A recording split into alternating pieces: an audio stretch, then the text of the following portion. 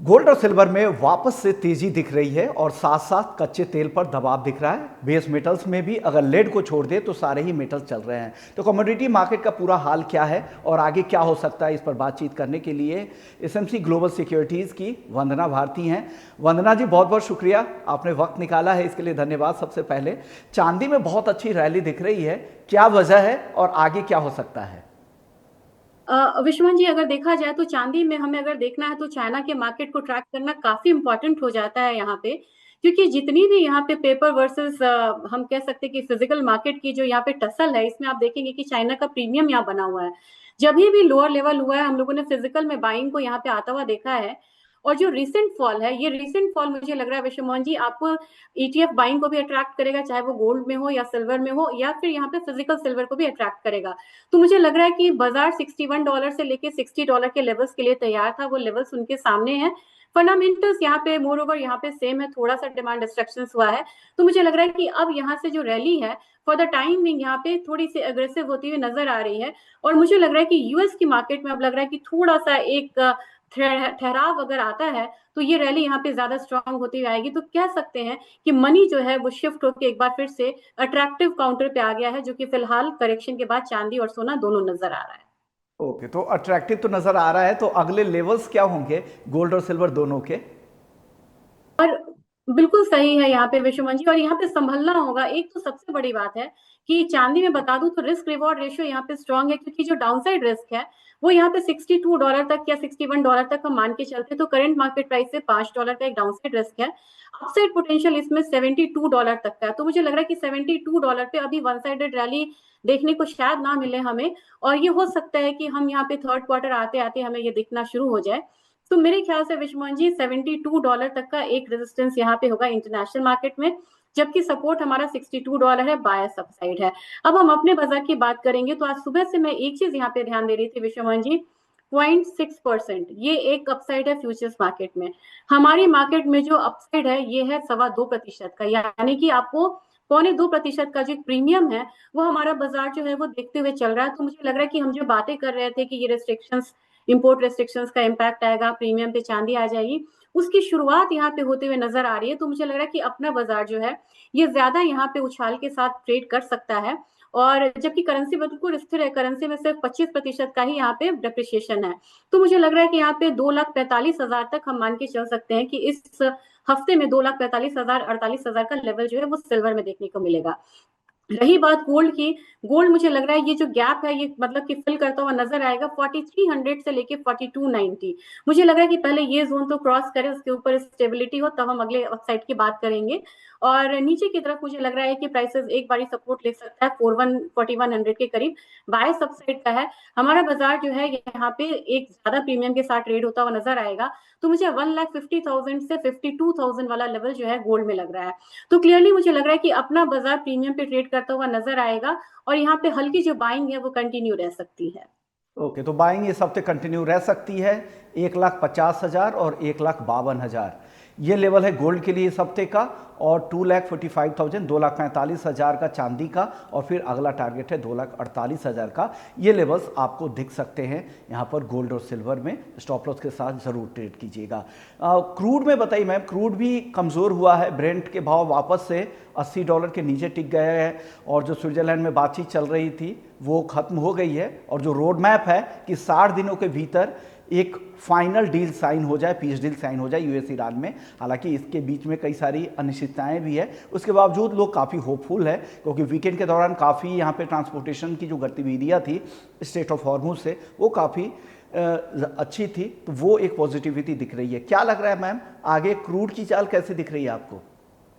विश्वनाथ जी, कल से मतलब फ्राइडे से लेके अभी तक का जो अगर हम मूव देखें तो मुझे लग रहा है कि बाजार जो है वो यहाँ पे ट्रैक नहीं कर रहा है कि यहाँ पे जो टॉक है वो क्या हो रही है। नहीं तो जिस तरीके से यहाँ पे एक फेलियर हुआ, या फिर यहाँ पे मतलब जो मतलब कि होप था कि यहाँ पे साइन होगा वो नहीं हुआ, तो बाजार एक रिएक्शन देता, एटलीस्ट $85-88 तक का एक रिएक्शन देता। लेकिन मार्केट यहाँ पे ट्रैक कर रही है, जो फिजिकल मार्केट यहाँ पे स्मूथ होता हुआ नजर आ रहा है, यानी कि ट्रांसपोर्टेशन जो है स्ट्रेट ऑफ हॉर्मुज में वो थोड़ी सी नॉर्मल हुई है। तो मुझे उस हिसाब से लग रहा है विश्वमन जी, $82 $83 अगर कोई एस्केलेशन होता है वहां पे प्राइसेस जाता हुआ दिख सकता है, जबकि लोअर साइड मुझे $69 तक का लग रहा है।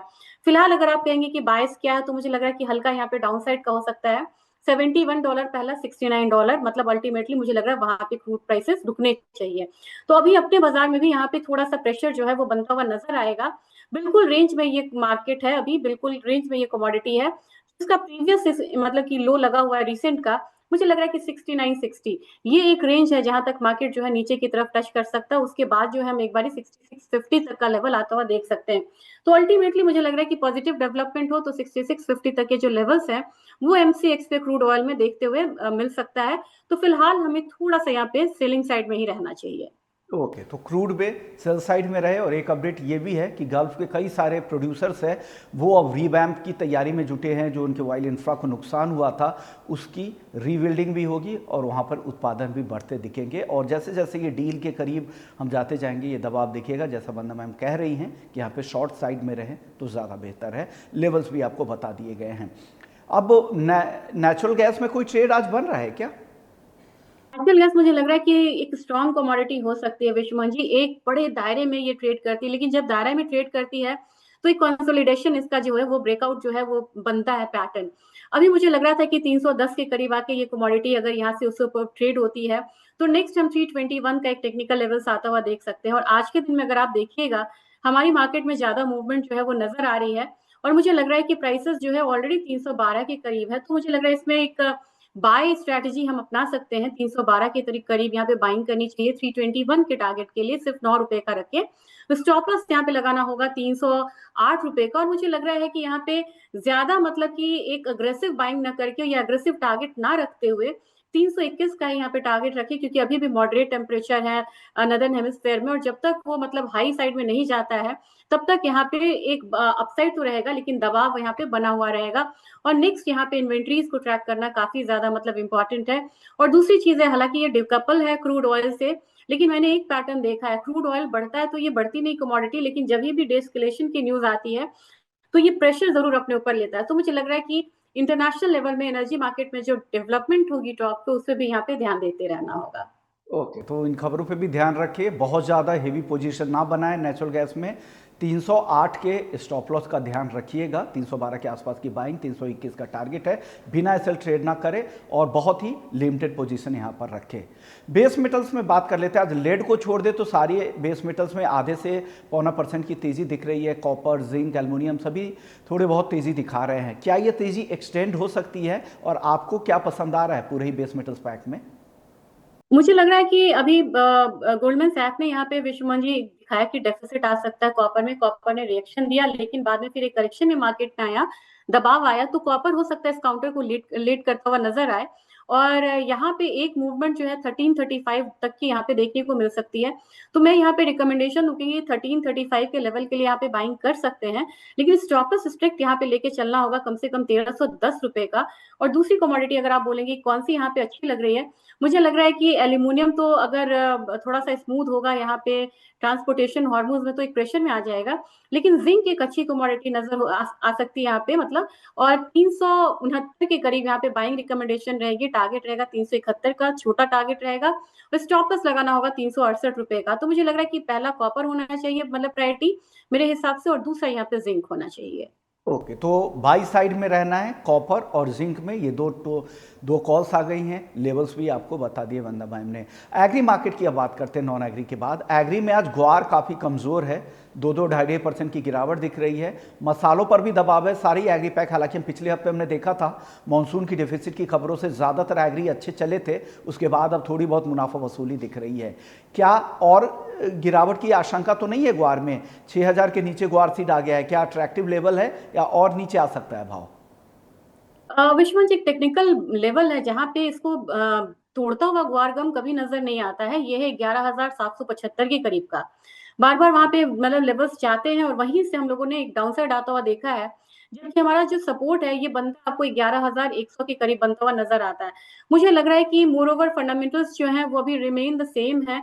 और मानसून से ज्यादा ये एक टेक्निकल करेक्शन का मतलब एक रिएक्शन है। और मानसून पे देखा जाए यहाँ पे विश्वमोहन जी, तो पूरा 3 हफ्तों से हम लोगों ने अच्छी खासी मूव आते हुए देखी थी, चाहे स्पाइसेस हो ग्वार हो। तो फॉर द टाइम बीइंग एक करेक्शन मुझे लग रहा है 11,100 पे, यहाँ पे अगर किसी को इंट्राडे में करना है तो वो सेलिंग कर सकते हैं, लेकिन जो पोजिशनल बायर हैं उनके लिए मैं कहूंगी कि 11,100 के करीब यहाँ पे बाइंग बनती है। 11,600-700 के टारगेट के लिए स्टॉप लॉस लगाना होगा 10,900 के करीब का। और इस कमोडिटी में मतलब जो डिप मतलब आएगा उस पर बाइंग रिकमेंडेशन रहेगी। लेकिन अगर आप मान लीजिए कि अगर आप इसकी बात करेंगे, स्पाइसेस की बात करेंगे, मुझे स्पाइसेस में लग रहा है कि धनिया में एक बार फिर से बाइंग आ सकती है।